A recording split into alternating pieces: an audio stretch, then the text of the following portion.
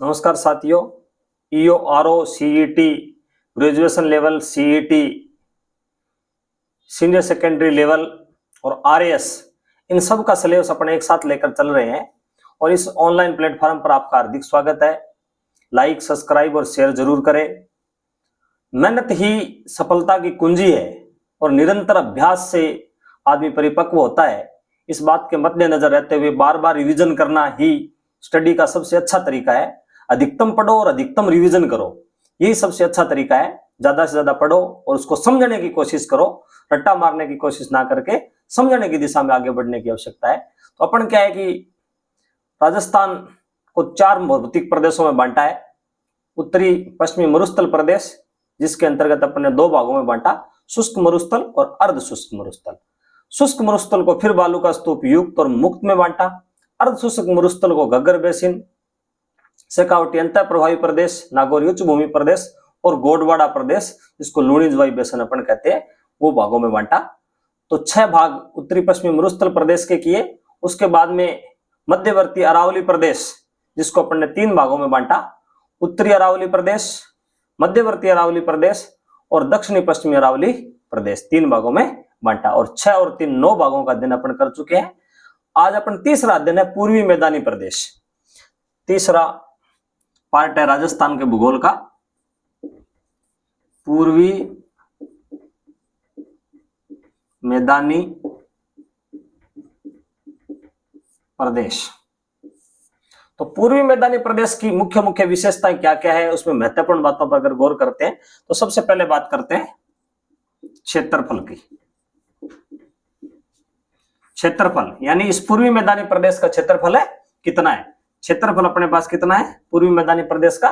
23% क्षेत्रफल है। मैदान से अपने आप ही आ जाएगा कि ये क्षेत्र कौन सा है, समतल क्षेत्र है। क्षेत्रफल इतना है। जनसंख्या कितनी है, इस क्षेत्र की जनसंख्या कितनी है? 39%, यानी 23% क्षेत्र में 39% जनसंख्या निवास करती है। इस क्षेत्र की और मुख्य विशेषताओं की बात करें तो मिट्टी कैसी है इसकी? जलोढ़ और दोमट। यानी जलोढ़ किसे कहते हैं कि नदियों द्वारा बहा करके लाई जाती है और वो मिट्टी जमा कर दी जाती है, वो जलोढ़ और दोमट कहलाती है। और इसमें महत्वपूर्ण विशेषता में क्या आ जाएगा? जलवायु। जलवायु इसकी कैसी है? आर्द्र जलवायु इसकी मानी जाती है, यानी 50 सेमी से 75 सेमी वर्षा यहां पर होती है। जलवायु की बात कर ली। उसके बाद में इस क्षेत्र का ढाल कैसे, यानी इस क्षेत्र के ढाल की बात करें, ढाल इस क्षेत्र का कैसे है? तो इस क्षेत्र का ढाल है पश्चिम से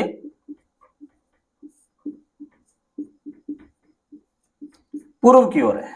अगर नक्शे के अंतर्गत बात करते हैं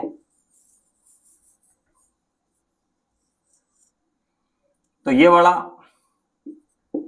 25 से लेकर 50 सेमी वर्षा रेखा, और ये अरावली प्रदेश, और ये अर्ध शुष्क, और ये 4 भागों में इसको बांट दिया। इसको फिर 4 भागों में, 3 भागों में फिर बांट दिया। और ये वाला क्षेत्र है वो दक्षिणी पूर्वी पठारी प्रदेश, दक्षिणी पूर्वी पठारी प्रदेश, जिसको हाड़ौती का पठार भी कहते हैं। हाड़ौती का पठार। इस क्षेत्र को पूरा मान ले तो ये वाला 3 नंबर क्षेत्र हो जाएगा मैदानी प्रदेश। तो इस क्षेत्र में अरावली कहाँ है? अरावली यहाँ है। तो अरावली से जो भी नदियां निकलती है उसका ढाल कैसे होगा? इस साइड में जाएगा। तो इसका ढाल कैसे हो जाएगा? पश्चिम से पूर्व की तरफ इसका ढाल हो जाएगा। और इसमें मुख्य महत्वपूर्ण बात करें तो इसका निर्माण किससे हुआ? निर्माण, ये नवीनतम प्रदेश है, इसका निर्माण टेथिस सागर से हुआ। टेथिस सागर से इसका निर्माण हुआ। उत्तरी पश्चिमी मरुस्थल प्रदेश का निर्माण भी टेथिस सागर से हुआ। पूर्वी मैदानी प्रदेश का मैदान भी टेथिस सागर से हुआ। गोंडवाना लैंड और अंगारा लैंड 2 भाग थे, उनके बीच में टेथिस सागर था और गोंडवाना लैंड और अंगारा लैंड खिसके और उसके बाद में धीरे धीरे कटाव आकर के जो थी तलछट नदियों द्वारा ला करके स्थित सागर के रूप में यहां पर जमा कर दी गई और इसलिए ये पूर्वी मैदानी प्रदेश का निर्माण हुआ। ये नवीनतम है, सबसे नवीनतम ये क्षेत्र माना जाता है। किस युग में हुआ? कालक्रम, यानी अगर समय सारणी की बात करें तो ये किस युग में इसका निर्माण हुआ? प्लीस्टोसीन काल में, प्लीस्टोसीन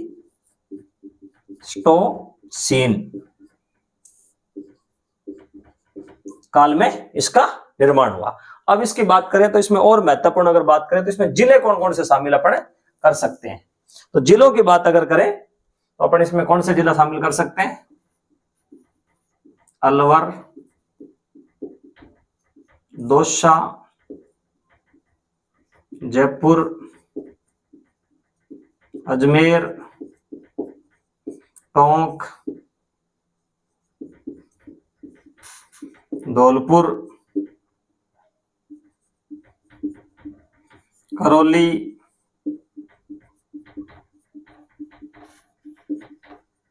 सवाई माधोपुर। और इस क्षेत्र के अंतर्गत कौन कौन से जिले शामिल हो जाएंगे? टोंक, बांसवाड़ा और एक हो जाएगा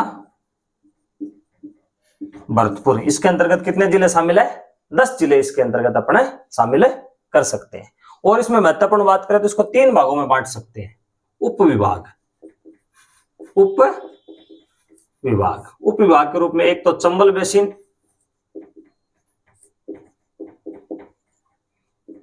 चंबल बेसिन में बांट सकते हैं। दूसरा उप विभाग हो जाएगा बनास, बाणगंगा,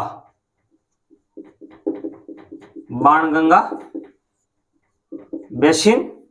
और तीसरा उप विभाग हो जाएगा माही बेसिन। बेसिन का मतलब सारी की सारी जो नदियों का क्षेत्र है वो वहां पर जमा कर दी जाती है। तो इसको 3 भागों में बांट सकते हैं। सबसे पहले चंबल बेसिन, ये वाला भाग छोड़ करके इस भाग को छोड़ दो तो ये वाला जो भाग है ये चंबल बेसिन के अंतर्गत शामिल हो जाएगा।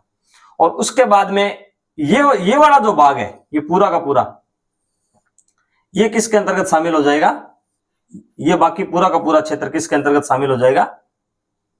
ये हो जाएगा बाणगंगा और बनास बेसिन के अंतर्गत, क्योंकि बनास नदी यहां से निकलती है। ये पूरा का पूरा क्षेत्र बनास बेसिन के अंतर्गत शामिल हो जाएगा। और उसके बाद में ये जो क्षेत्र बचता है बाकी थोड़ा सा, इसमें बांसवाड़ा, प्रतापगढ़ शामिल है और डूंगरपुर, ये वाला क्षेत्र किसमें अंतर्गत शामिल हो जाएगा?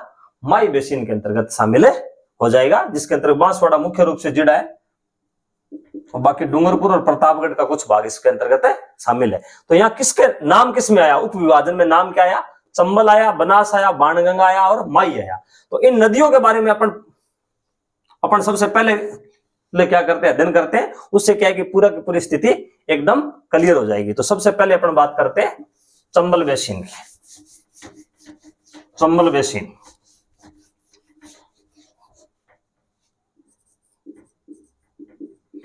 चंबल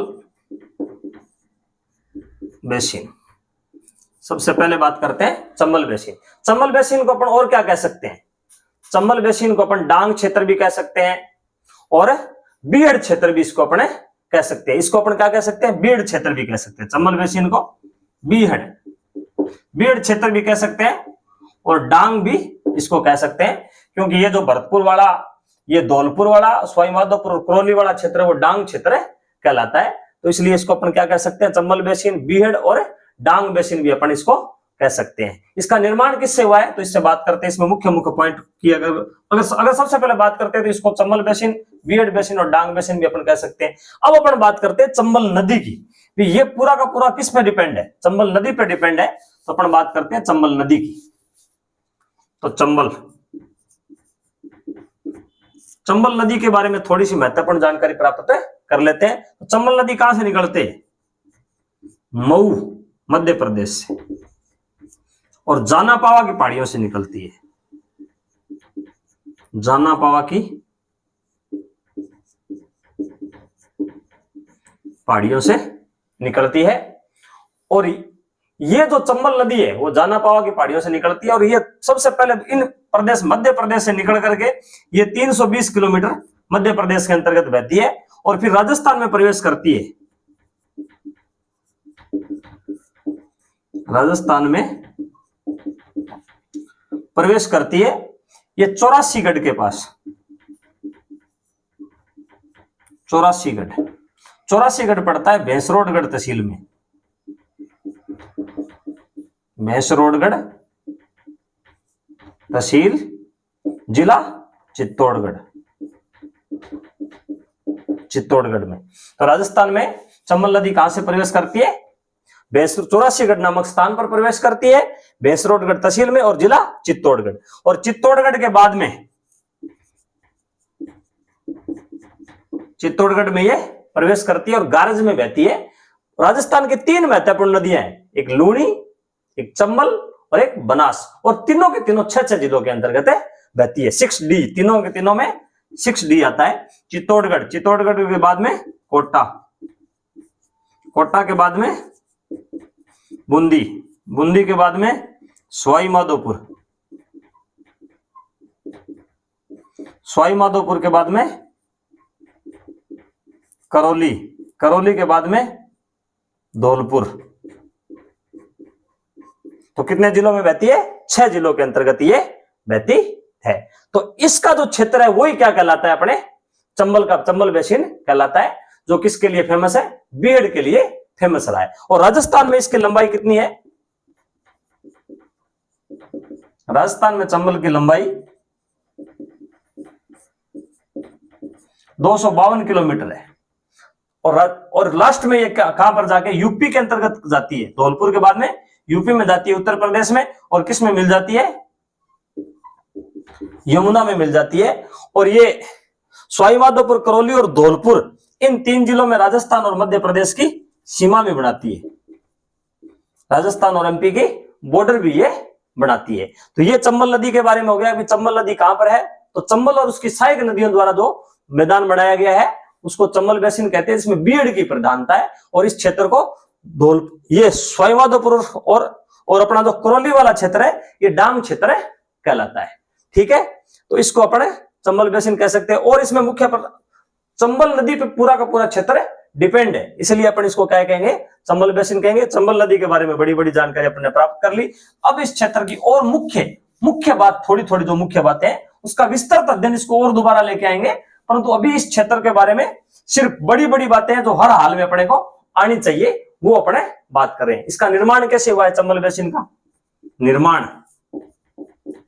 निर्माण हुआ है नदियों द्वारा अवनालिका अपर्दन से। नदियों द्वारा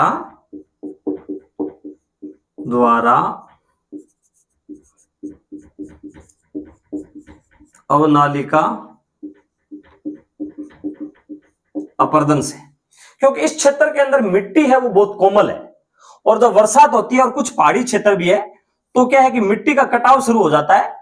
और क्या है कि वो मिट्टी का कटाव होने के कारण है वो गहराई पर चली जाती है और वह कंदरा का रूप धारण कर लेती है। इसको अवनालिका अपर्दन कहते हैं। और इस क्षेत्र में क्या खास है? उबड़ खाबड़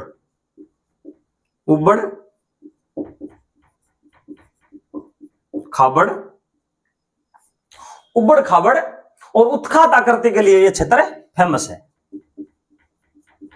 उत्खात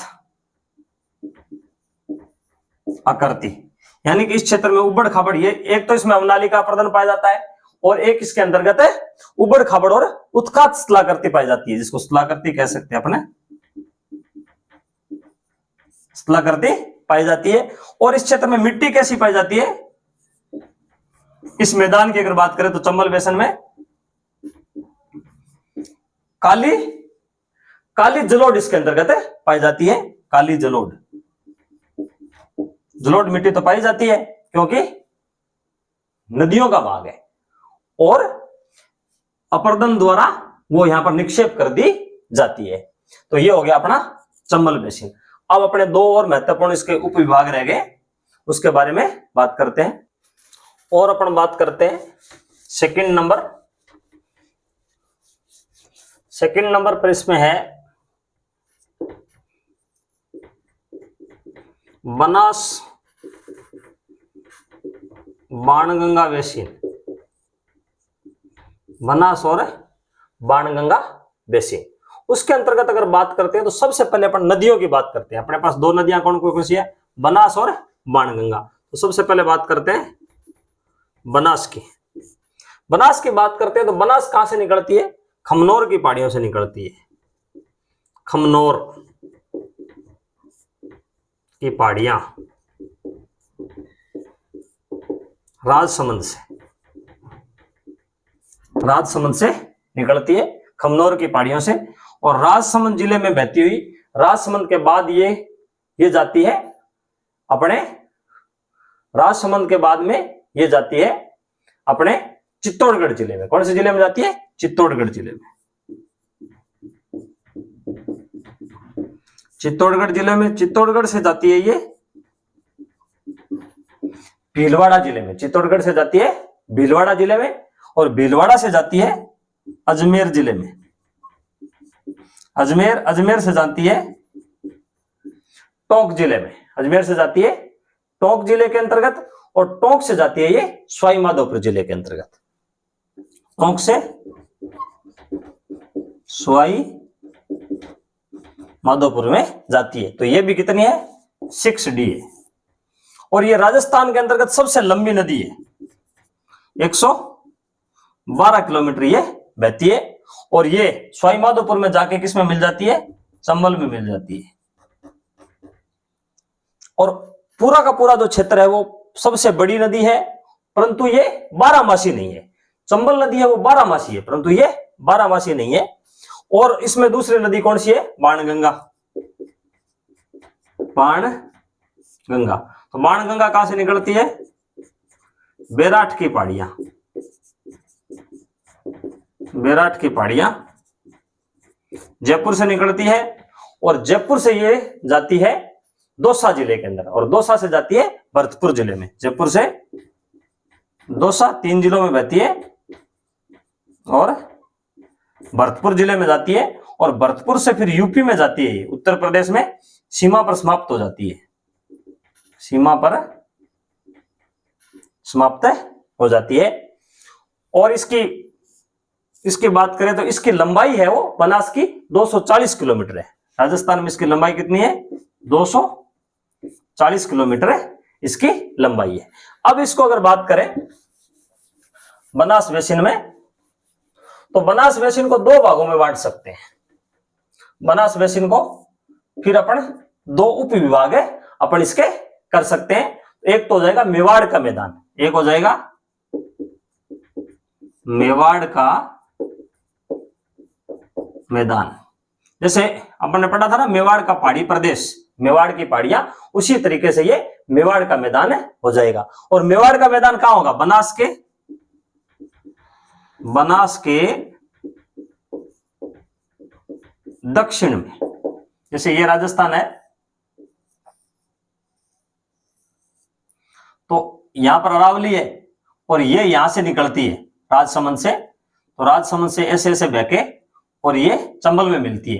तो बनास का तो दक्षिण वाला क्षेत्र है ना, तो ये वाला क्या कहलाएगा, मेवाड़ का मैदान कहलाएगा। तो इसकी मुख्य विशेषता में क्या आ जाएगा, इसको 2 भागों में बांट सकते हैं। एक हो जाएगा मेवाड़ का मैदान जो किसके, बनास के दक्षिण की तरफ है, और इसके अंतर्गत कौन कौन से जिले अपने पास शामिल हो जाएंगे, चित्तौड़, सबसे पहले तो राजसमंद ही ले लो, राजसमंद, चित्तौड़, और अपन इसके पास है, और इसमें कौन सा जिला शामिल हो जाएगा, भीलवाड़ा। 3 जिले इसके अंतर्गत शामिल हो जाएंगे, मेवाड़ का मैदान। और दूसरा इसके बनास नदी के उत्तर वाला, बनास नदी के उत्तर वाला, जिसको मालपुरा करौली का मैदान भी कह सकते हैं, मालपुरा करौली का मैदान। इसकी विशेषता क्या हो जाएगी, बनास के उत्तर दिशा में, उत्तर दिशा के अंतर्गत पूरा का पूरा इसके अंतर्गत शामिल हो जाएगा। बाणगंगा वाला ये पूरा का पूरा क्षेत्र किसमें शामिल हो जाएगा, ये वाला क्षेत्र है बनास के उत्तर में, ये वाला पूरा का पूरा क्षेत्र किसके अंतर्गत शामिल हो जाएगा, मालपुरा करौली के मैदान के अंतर्गत। उसमें जिले कौन कौन से हो जाएंगे, अजमेर, टोंक और सवाई माधोपुर। अजमेर, टोंक सवाई माधोपुर और कुछ हिस्सा करौली का इसके अंतर्गत शामिल हो जाएगा। तो बनास बाणगंगा के मैदान को अपन कितने भागों में बांट सकते हैं? बनास नदी के बारे में अपन पढ़ लिया, कौन सी है? बाणगंगा के बारे में अपन ने पढ़ लिया। और इसको दो भागों में बांट सकते हैं, मेवाड़ का मैदान बनास के दक्षिण वाला इस साइड वाला, और मालपुरा करौली का मैदान बनास के उत्तर वाला। ये हो जाएगा बनास के उत्तर वाला और ये दक्षिण वाला। और इसके अंतर्गत अजमेर, टोंक, सवाई माधोपुर और करौली वाला क्षेत्र इसके अंतर्गत शामिल हो जाएगा। अब अगर अपन बात करते हैं तीसरे नंबर की, माही बेसिन।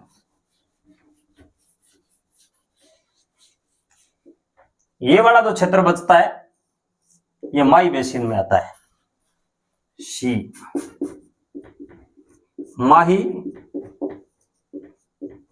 बेसिन किस पे डिपेंड है? पूरा का पूरा क्षेत्र माही नदी के अंतर्गत डिपेंड है। तो सबसे पहले अपन बात करते हैं माही नदी की। बागड़ और कांठल की गंगा भी इसको कहते हैं। माही नदी कहां से निकलती है? मेहद झील से। मेहद झील से निकलती है और धार जिला है मध्य प्रदेश में, धार जिला एमपी से। और पहाड़ियां कौन सी है? विंध्याचल की, विंध्याचल की पहाड़ियों से। विंध्याचल की पहाड़ियों से चंबल निकलती है और विंध्याचल की पहाड़ियों से ही माही नदी निकलती है। और ये मेद झील से निकलती है और फिर राजस्थान के अंतर्गत कहां प्रवेश करती है? खांडू, खांडू बांसवाड़ा में प्रवेश करती है और फिर बांसवाड़ा और डूंगरपुर की सीमा के पास में बहती है और फिर कहां चली जाती है? गुजरात में। गुजरात में। तो ये मध्य प्रदेश, राजस्थान और गुजरात तीन राज्यों में बहती है। और इससे जो बनता है बेसिन, वो कौन सा बेसिन कहलाता है? माही बेसिन कहलाता है। अब अगर इसके अंतर्गत बात करें तो इसको माही बेसिन को और क्या नाम कह सकते हैं? इसको वागड़ भी कहते हैं, इसको वागड़ भी कहते हैं। और इसको अपन क्या कह सकते हैं? भाटी प्रदेश भी इसको कहते हैं। भाटी भी इस क्षेत्र को कहते हैं। माही बेसिन, वागड़ बेसिन और भाटी बेसिन भी इसको अपन कह सकते हैं। अब अगर इसमें और महत्वपूर्ण बातों में बात करें तो कौन कौन से इसके अंदर क्षेत्र शामिल हो जाएंगे? जिले कौन से शामिल हो जाएंगे? जिले हो जाएंगे इसमें बांसवाड़ा, प्रतापगढ़ और डूंगरपुर जिले इसमें शामिल हो जाएंगे। एक 56 बेसिन भी इसी में है। 56 बेसिन, 56 बेसिन कहां है? बांसवाड़ा और प्रतापगढ़ के मध्य। 56 बांसवाड़ा और प्रतापगढ़ के बीच में 56 नदी नालों या फिर 56 गांवों का समूह है, वो क्या कहलाता है? 56 बेसिन कहलाता है। ये इसकी महत्वपूर्ण बातों में शामिल होगी। और इसमें मिट्टी कौन सी पाई जाती है? इस क्षेत्र की मिट्टी लाल चिकनी, जिसको रेड लोमी मृदा इसको कह सकते हैं। ये इस क्षेत्र की मुख्य बात होगी कि पूर्वी के मैदान, पूर्वी मैदान है, उसको अपन तीन भागों में बांट सकते हैं। चंबल बेसिन किसके नाम पे पड़ा?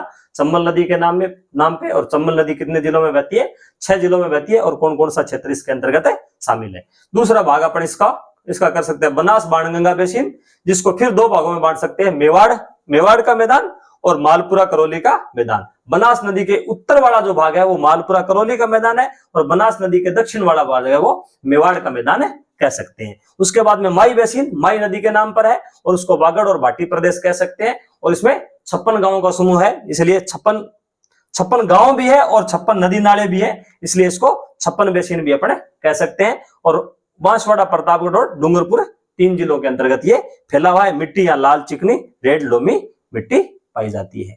ठीक है। और इस क्षेत्र में कुछ भूरी प्रकार की भूरी मिट्टी पाई जाती है। इस क्षेत्र में भूरी जलोढ़, इस क्षेत्र में बाणगंगा बेसिन में भूरी जलोढ़ मिट्टी पाई जाती है। तो ये आज के चैप्टर में इसकी मुख्य बातें कही। उसके बाद में इसको हर क्षेत्र को एक बार और गहराई से लेते हैं कि चंबल बेसिन के अंतर्गत कैसे बीड़ है, कैसे कंदरा बनती है और मतलब किस प्रकार का कटाव होता है, उसके बारे में कंप्लीट अध्ययन करेंगे। और उसके अंदर कौन कौन सी पहाड़ियां आती है उसको एकदम गहराई में अध्ययन उसका अगले वीडियो में करेंगे। जय हिंद, जय भारत।